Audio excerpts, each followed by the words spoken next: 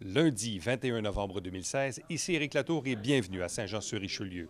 C'est devant une salle comble que l'Assemblée du Conseil s'est tenue à l'occasion de cette soirée. Pourquoi? Parce que des citoyens se sont mobilisés à l'intérieur d'un regroupement pour asphalter Saint-Jean-sur-Richelieu. On réclame et on met de la pression sur le Conseil municipal afin qu'un jour, on puisse voir l'ensemble des rues de Saint-Jean-sur-Richelieu asphaltées, ce qui n'est pas le cas encore, évidemment, dans certains secteurs, notamment Saint-Athanas, l'Acadie et aussi, bien sûr, Saint-Eugène.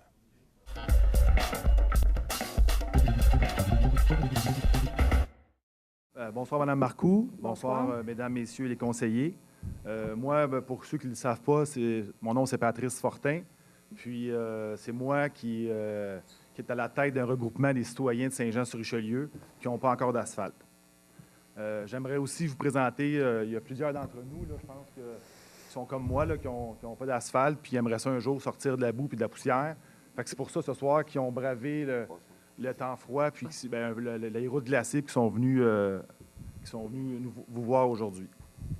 Donc, pour ceux d'entre vous qui ne le savent pas, on est 566 résidences à Saint-Jean-sur-Richelieu, qui a encore des rues de gravier. C'est près de 100 rues. Juste vous dire qu'on ne parle pas de l'Abitibi en 1945.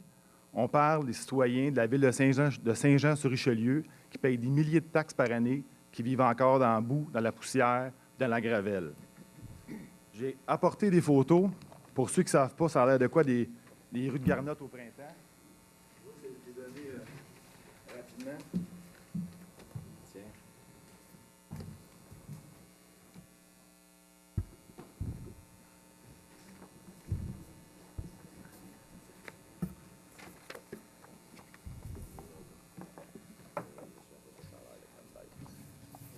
Je peux prendre un petit peu de temps pour les regarder. Là. Ça, c'est pas, comme je dis, c'est pas en Abitibi, là, c'est dans notre coin à Saint-Jean-sur-Richelieu. Bon, moi, j'ai 4 arguments majeurs là, que je répète toujours à tout le monde qui m'écoute parler de l'asphalte. Je vais vous expliquer un peu comment ça fonctionne à Saint-Jean-sur-Richelieu, là, pour ceux qui rêvent un jour d'avoir des rues en asphalte. C'est pas tellement compliqué. Premièrement, on appelle l'hôtel de ville. On appelle pour l'hôtel de ville, on appelle la ville, on leur demande s'il y a des projets, et puis on se fait répondre, il n'y a aucun projet. Donc, il faut nous-mêmes prendre les démarches. C'est vrai, c'est confirmé dans le plan triennal. Là, quand je suis venu l'année passée, au mois de juin, il n'y avait rien pour l'asphalte. Puis encore cette année, là, il n'y a aucun projet sérieux pour l'asphalte. Donc, aucun projet sérieux pour la ville. Deuxième argument, je pense qui est le plus important, là, c'est le coût de l'asphalte. Le coût, là, moi, après avoir fait ma demande, c'est pas compliqué, ça revenait à 1 million du kilomètre. Même, je dirais même plus, mais je vais être gentil, je vais dire 1 million par kilomètre. Je veux juste vous dire, faites des petites recherches rapides, là, puis une autoroute de béton à 3 voies coûte 764 000 du kilomètre en 2002. Le magazine Constat, c'est le magazine de l'Association des constructeurs de routes et des grands travaux du Québec. 3 études sérieuses chiffraient ça à 122 000. OK? J'ai une soumission d'un entrepreneur extérieur à la ville de Saint-Jean, 150 000 du kilomètre. Entre 150 000 puis 1 million, me semble, on devrait être capable de faire quelque chose pour à peu près 500 000 du kilomètre. Je ne sais pas qu'est-ce que vous en pensez.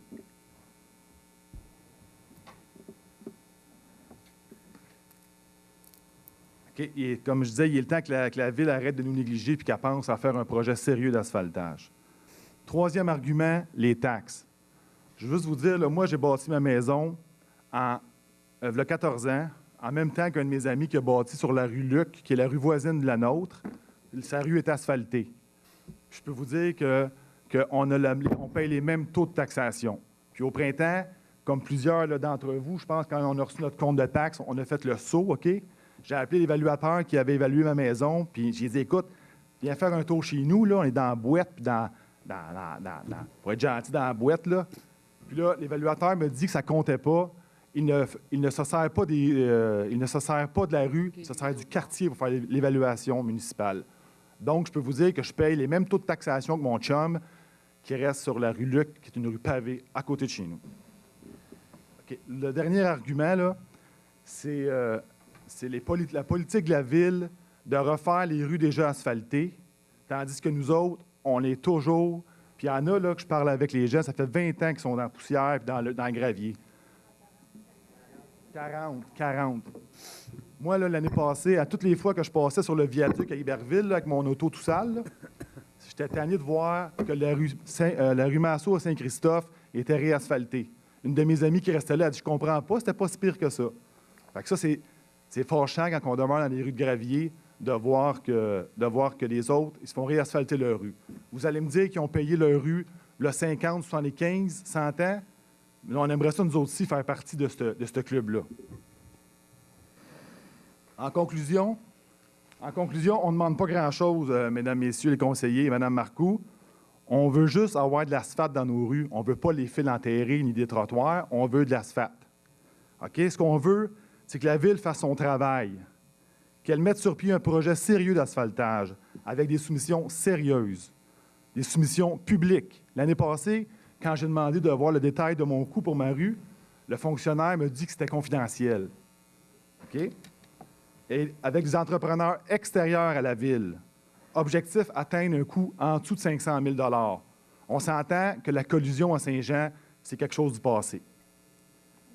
Il est temps que ça change. Ce que nous demandons formellement, obtenir avant le 31 décembre 2017 un engagement détaillé, clair et formel de la Ville qui nous assure que l'asphaltage sera réalisé dans les délais et obtenir avant le 31 décembre 2019 le pavage de nos rues à un coût abordable, soit entre 5 000 et 8 000 $ par résidence, avec possibilité de payer sur une période de 20 ans. Le temps est venu d'agir. Merci beaucoup.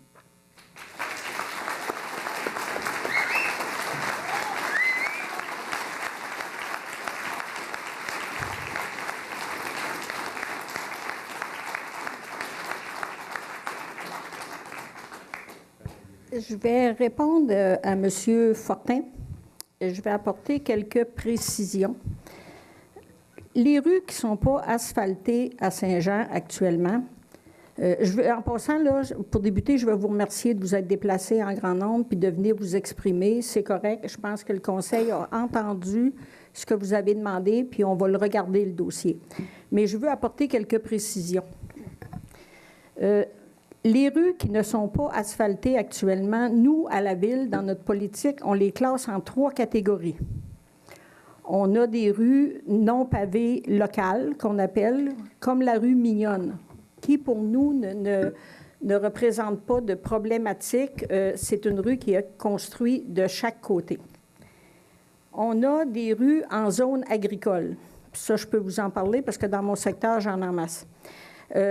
Il y a la rue Rouville, la rue Normandin, la rue Brisebois. C'est des rues qui sont en territoire agricole et qui ont une problématique. Une problématique, exemple, pour la rue de Rouville, qui a seulement qu'un côté de payeur. La rue de Rouville a près de 1 km de long et elle n'a qu'un côté de payeur parce que l'autre côté, en face, il n'y a pas de résidence, c'est une terre agricole. Donc, pour nous, c'est une très grosse problématique. Parce qu'on n'a rien qu'un côté de payeur. Où normalement, on aurait 44 payeurs, mettons, sur la rue de Rouville, bien là, on n'en a seulement 22 pour se partager la facture. La rue Brisebois, c'est un peu la même chose. Ce n'est pas un dos de terre agricole, mais la rue Brisebois, à l'Acadie, est parallèle au chemin du Clocher. Et d'un côté, c'est l'arrière des terrains qui ont façade sur le chemin du Clocher. Donc, c'est une problématique aussi parce qu'on n'a rien qu'un côté de payeur. On a le même problème aussi sur la rue Normandin à l'Acadie. Seulement qu'un côté de payeur, en face, c'est une terre agricole. Et on a des rues également en zone inondable. On en a parlé ici dernièrement. Notre confrère Jean Fontaine en a parlé. Les rues en zone inondable, on a comme la rue des Colonnes, la rue Ferney. On n'est pas capable de les monter. Ça nous prend des certificats d'autorisation du ministère de l'Environnement. Ça prend une permission aussi au niveau de la MRC, du schéma d'aménagement. C'est une autre problématique, mais c'est une problématique aussi pour les rues en territoire agricole. Pas en territoire agricole, en zone inondable. Quand vous dites qu'il n'y a aucune rue au programme triennal d'immobilisation, je vais vous reprendre parce que personnellement, dans mon quartier, j'ai 2 rues au PTI, au programme triennal d'immobilisation. La rue de Rouville, elle a été mise au programme triennal d'immobilisation pour 2017. Et je peux vous dire que les citoyens actuellement les lettres sont parties jeudi de la Ville. On a travaillé le dossier longtemps, je l'ai défendu, et les gens ont jusqu'au 30 novembre pour se prononcer. Fait que ceux qui n'ont pas été à la poste, là, s'il y en a des gens de la rue de Rouville, les lettres ont été postées jeudi, ils devraient les avoir. Je vais vous donner un exemple pour la rue de Rouville. On parle de 1,67 million. Ça, c'est le budget complet pour la rue de Rouville. Mais strictement, les travaux, c'est 854 000 $. Parce qu'il y a les taxes, les frais contingents, la surveillance, les imprévus, les frais de règlement d'emprunt. Pardon? Oui, bien, si vous me permettez de terminer, vous allez voir que le dossier a été très, très bien monté. Sur un règlement de 1,67 million, la Ville absorbe, la grande Ville, 70 % des coûts. Les résidents de la rue de Rouville auront à se partager 320 000 $. Je donne des chiffres ronds, là, parce que j'ai mon document, là, mais je ne l'ai pas...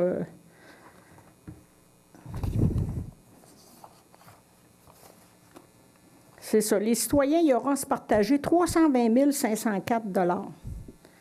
On absorbe 70 % des coûts selon la politique de la Ville. Quand c'est une rue locale ordinaire, la Ville paye 15 % de l'asphaltage. Quand c'est une... Je parle de l'asphaltage, là, moi, juste là-dessus, là. Je ne parle pas de la fondation, de la structure et tout. Quand c'est une rue en territoire agricole, on monte jusqu'à 24 % pour aider à participer à payer. Pourquoi 24 %? Parce que si on va plus haut que 24 %, c'est l'ensemble de la Ville qui aura le droit de se prononcer sur le règlement d'emprunt.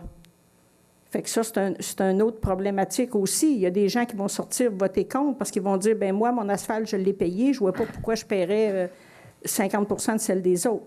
Fait que c'est pour ça qu'on met 24 %. Quand on parle de l'infrastructure de la rue, on a une très bonne politique. On parle autrement dit, d'enlever l'infrastructure de la rue qui est là actuellement. Ce qui vient jouer énormément dans les coûts, puis je vais vous ramener encore à la rue de Rouville parce qu'on l'a travaillé longtemps, le dossier. Ce qui vient jouer énormément dans les coûts, on a fait des sondages cet été, c'est l'épaisseur de qu'est-ce qui est contaminé. Tout ce qu'on sort de l'infrastructure de la rue qui est contaminé, ça doit aller dans un site spécial. On ne peut pas mettre ça n'importe où. Et ça coûte énormément cher. Fait qu'il faut être capable d'établir la quantité qui va sortir de l'infrastructure de la rue. Après ça, il faut refaire l'infrastructure de la rue. Normalement, on fait des saignées drainantes également pour que ça soit bien drainé, la rue. Après ça, on recharge la rue, ça a besoin d'être rechargé. Il y a des rues que non, mais il y a des rues que oui. Après ça, on met l'asphalte par-dessus. Fait que il n'y a pas une rue qui est comparable. Il y en a qui c'est une chose, il y en a qui c'est d'autre. Et ce qui vient jouer sur le coût du prix aussi, c'est tous les entrées charretières qu'on se doit d'aller raccorder, là.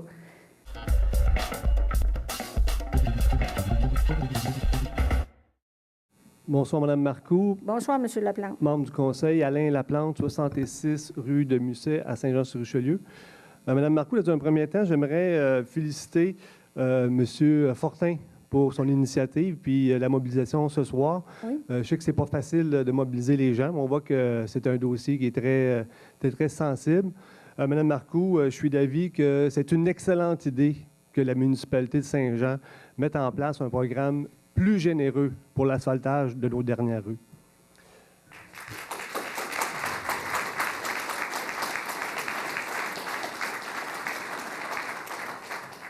En 2016, une ville comme Saint-Jean-sur-Richelieu, à mon avis, devrait avoir asphalté toutes ses rues. C'est une question de fierté.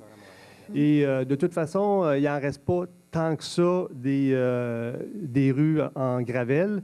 Et la ville de Saint-Jean-sur-Richelieu a parfaitement les moyens de mettre en place un tel programme.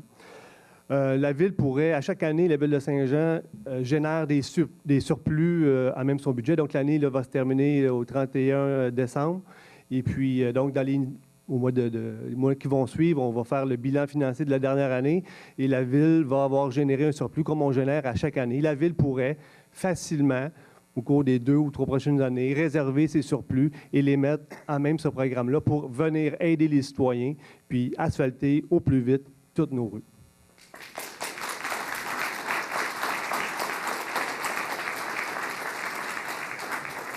C'est sûr que par mesure d'équité, ça ne peut pas être gratuit, mais par contre, on pourrait établir un calcul basé sur un prix moyen ou un prix maximum, justement, pour éviter les situations, comme vous écriviez tantôt, les rues où la réalisation du projet est très, très difficile.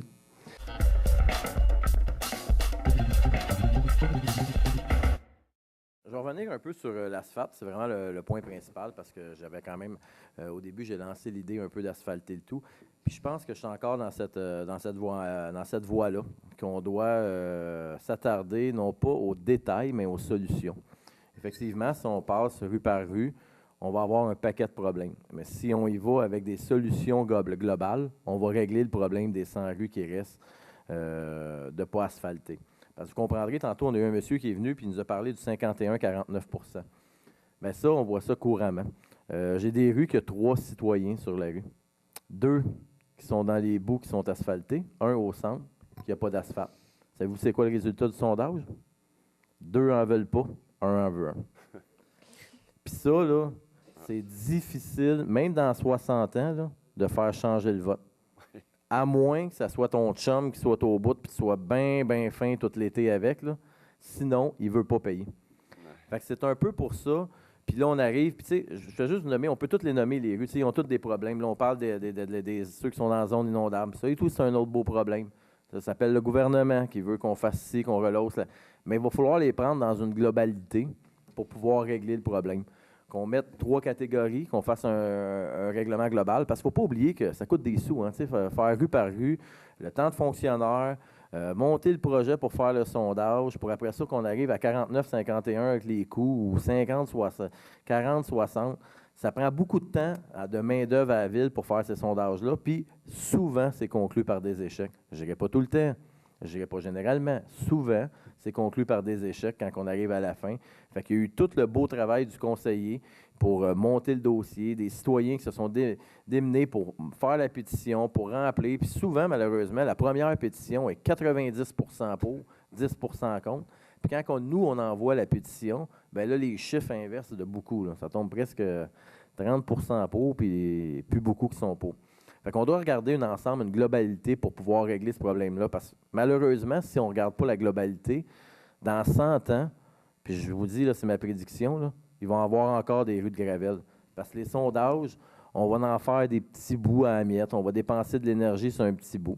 Après ça, on va y aller avec la globalité. Tu sais, on a une question qu'on est quand même une ville de 100 000 habitants, 11e plus grosse ville ou 12e plus grosse ville. On doit regarder un ensemble de la ville, puis moi, je veux que ma ville, dans 4 ans, 5 ans, ça soit de l'asphalte partout. Parce qu'il ne faut pas penser qu'il y a juste celui qui reste sur la rue d'asphalte qui en veut. Tu sais, moi, j'arrive dans mon coin, bien, tu en as un que tu as un petit bout d'asphalte, un petit bout de gravelle, puis un petit bout d'asphalte. Fait que le gars, quand il arrive dans sa rue, c'est de la rue de l'asphalte, c'est super beau, mais pour sortir de sa rue, il faut qu'il pogne de la rue de gravelle. Fait que ça et tout, c'est un autre problème. Puis lui, il n'a pas à être dans le registre, là, parce que sa rue, elle est asphaltée. Mais pour sortir ou pour passer pour la rue, pour se rendre, il faut qu'il passe par une gravelle. Ça non plus, ça ne fonctionne pas. On doit regarder une globalité pour les citoyens pour régler un problème qui est global. Par la suite, on parle souvent de la fondation de rue. Je suis un de ceux qui prônent qu'on doit reconnaître la fondation de rue au même titre qu'on reconnaît les rues qui ont été faites il y a 50, 60 ans. Est-ce que la fondation des rues qui ont été faites il y a 50, 60, 70 ans était correcte pour aujourd'hui et respectait les normes d'aujourd'hui? Non. Est-ce que quand on a pris les rues, je ne parle pas des rues privées par contre, il faut comme enlever, mais quand on a pris ces rues-là de gravelle, bien, on les a acceptées comme ça. Si la fondation n'est pas bonne, ça ne respecte pas une nouvelle norme, mais les gens n'ont pas à repayer pour leur fondation. Ils l'ont déjà payé une fois. Peut-être qu'elle n'est pas correcte, la fondation. Pareil comme les rues d'asphalte qu'on a, là. Je ne peux pas vous dire qu'on a tout du 4 pouces ou du 3 pouces d'asphalte partout, là, puis que la fondation est top one partout. Là. Tu sais, quand on a refait la rue ici, puis on sortait des archives des rues qu'on a faites auparavant, bien, ça n'a pas tout été fait selon les normes. Fait que ça vient amoindrir un peu les coûts. Pour la contamination, c'est la même chose. Quand on décontamine une rue, quand on va refaire la grande rue ici, il va y avoir de la terre contaminée. C'est l'ensemble de la population qui va payer pour la décontamination. Quand on tombe dans les rues de gravelle, ça doit être la même chose. C'est quand même, la fondation était là avant, qu'elle soit respectée. conforme ou pas, la fondation était là avant, on doit travailler avec cette fondation-là. Ça doit être pris par la grande ville, puis l'asphalte, bien, on doit amener. Ça va faire des différences. Il faut juste le regarder d'une façon un peu plus différente. Si je parle aussi, tu sais, on parle, c'est quand même l'intérêt des citoyens, puis pas juste des citoyens qui habitent la rue, c'est l'intérêt de l'ensemble des citoyens de Saint-Jean qui est en cause. Parce que quand vous allez rencontrer ces gens-là, quand vous allez rendre visite à ces gens-là, bien, c'est tout le monde qui passe par ces rues-là. J'ai de la misère à dire que c'est juste ces gens-là qui sont pris avec le problème. C'est tout le monde. Même moi, quand je fais mon porte-à-porte, je gratte mes souliers là-dessus. Là. Fait que je suis en conflit un peu. Là, parce que quand je fais mon porte-à-porte là, en novembre, là, bien, il y a de l'eau partout. Tu dois prendre des bottes à claques pour te promener parce que les rues sont défoncées. On passe les graders, ça finit plus. Puis on n'en viendra jamais à bout. T'sais, c'est comme des solutions de rechange. Passer le grader puis mettre de la gravelle, là, c'est des deuxièmes solutions. Ça ne fonctionne pas. On le sait. Écoute, j'entretiens mon chemin de ferme. Là. Bien, c'est un chemin de ferme qu'on passe. On remet de la gravelle par-dessus dans la boue, qui devient, la gravelle qu'on met devient contaminée. C'est comme si on la jetterait, là, parce qu'on parle de contamination. Mais la gravelle que je mets sur la terre, qui est déjà, sur la rue, qui est déjà en boue, ou qui est déjà, que la boue a déjà commencé à ressortir, on recontamine déjà la gravelle qu'on vient de remettre, puis on revient refaire le problème, on vient réempirer le problème une couple d'années après. Il n'y a pas de fin à ça, à part avoir un projet grande ville pour asphalter l'ensemble des rues, puis qu'on arrête d'en parler. Si on peut juste régler ça, bien, ça va être déjà un grand pas de fait. Un peu comme à l'époque, quand on a fait l'électricité. Si on commence à demander à ceux qui en voulaient et ceux qui n'en voulaient pas l'électricité, bien, il y aurait eu du monde qui aurait l'électricité, puis il y aurait du monde qui n'en aurait pas parce qu'ils ne voulaient pas les poteaux. Puis on serait rendu à ce temps-ci, puis il y a encore du monde qui dirait « Moi, je n'ai pas besoin de ça, de l'électricité, j'arrive à survivre. » Mais quand on a fait des projets comme ça, bien, on a fait, bien, on va mettre de l'électricité à tout le monde, puis on va régler le problème. Fait que face à ça, vous avez tout mon appui pour l'asphaltage des rues. Puis on va se mettre en mode solution. Parce que oui, il va y en avoir des problèmes. Oui, il va y en avoir des gens qui vont peut-être dire non. Mais on va se mettre en mode solution pour qu'on passe dans 4 ans sur des rues d'asphalte à la grandeur.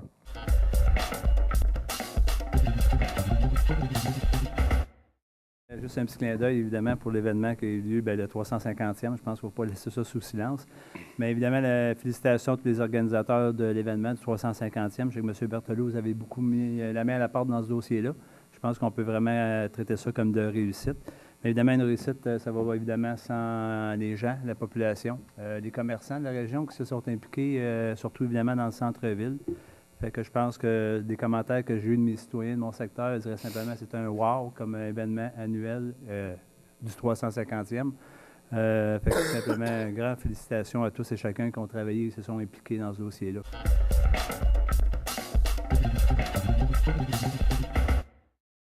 Juste un petit point concernant la rue Macmillan, pour faire suite au dos d'âne. Il y en a des super allongés. Je pense que ça fait l'effet que ça a offert de ralentir le trafic. J'aimerais que les gens prennent leur mal à patience. Je sais qu'il y a un monsieur qui chialait sur l'entrée de la rue Rancourt. C'est qu'il va y avoir une nouvelle configuration.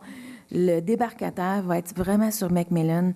Les gens auront pu vraiment aller déposer les personnes en haut de la côte, là, en avant de l'hôpital.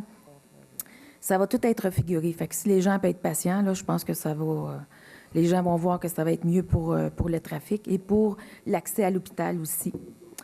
Et j'aimerais aussi féliciter, comme M. Savard, tous les gens du 350e et tous nos employés de la Ville qui ont participé, qui ont travaillé, qui ont donné leur temps pour la soirée, que c'était pas du 9 à 5. Je pense que toutes les personnes, tous les employés concernés ont mis la main à la pâte et la population a participé. Même, j'ai un ami qui me dit que toute la ville de Saint-Jean était là. C'était l'événement de Saint-Jean, le meilleur événement de tous les temps. Puis je pense que on avait aussi la température avec nous. Je pense que ça, c'est un gros point. Mais les gens ont vraiment participé et c'était très intéressant, le côté culture, le côté animation, le record Guinness, des photos. J'ai pas pu voir tout ce qu'il y avait parce qu'il y avait tellement de monde aussi. Le feu d'artifice, les gens étaient tous heureux. Il n'y avait personne d'arrogant, il n'y avait personne qui... Les gens se mettaient en ligne pour attendre. Je pense que c'était un événement hors du commun et que tout le monde sont fiers de leur ville et de leur centre-ville.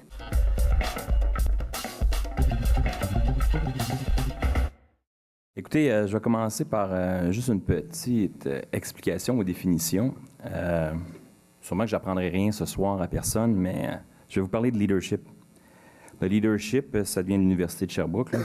Une petite citation. Le leadership est un terme emprunté à l'anglais défini par la capacité d'un individu à mener ou conduire d'autres individus ou organisations dans le but d'atteindre certains objectifs. On dirait alors qu'un leader est quelqu'un qui est capable de guider, d'influencer, d'inspirer. Parmi les compétences ou qualités que l'on retrouve chez un leader, on peut citer la vision, la stratégie, la persuasion, la communication, la confiance et l'éthique. Ça m'amène à un certain questionnement ce soir, pour moi, ça fait longtemps que je parle, mais là, je pense que ce soir, je suis un peu obligé de le mentionner, surtout avec la dernière au niveau du Canada français. On a encore quelques difficultés actuellement, c'est avec le directeur d'incendie. Quelques semaines avant, on a des plaintes par rapport à un employé au niveau de la police.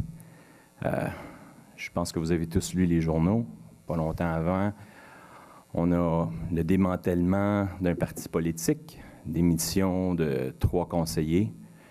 2015-2014, plusieurs mouvements. On a des mouvements au niveau des présidents d'organismes. On bouge, c'est pas très directionnel. Il n'y a pas beaucoup d'inspiration là-dedans. On perd notre DG en début de mandat.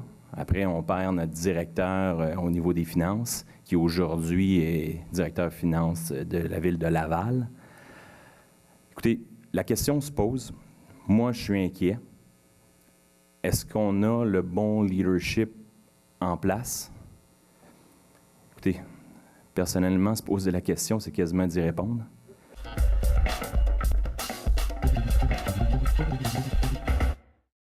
Merci d'avoir été là. On se fixe rendez-vous la semaine prochaine alors que nous allons vous présenter de nouveaux extraits de cette séance du Conseil du lundi 21 novembre 2016. Et on va d'ailleurs poursuivre sur la thématique de l'asphaltage des rues à Saint-Jean-sur-Richelieu dans le secteur rural. Entre-temps, si vous désirez me joindre, faites-le par courriel à Éric Latour en un mot à commercial tvhr9.com.